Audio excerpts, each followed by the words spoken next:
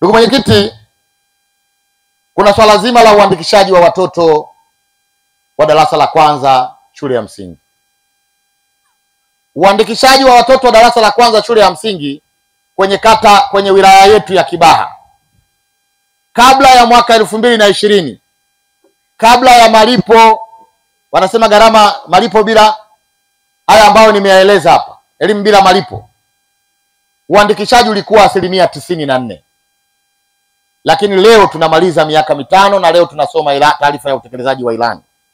Uandikishaji wa watoto wa darasa la kwanza ni 125%. Piga makofi kwa serikali yetu. Kwa hiyo kwa lugha ya kawaida, kutokana na uboreshaji wa majengo, uboreshaji wa madarasa, utoaji wa elimu bila malipo, idadi ya watoto wanaoandikishwa shule ya msingi imeongezeka. Kutokana na ujenzi wa shule mpya, idadi ya ongezeko wa watoto kujiandikisha imeongezeka.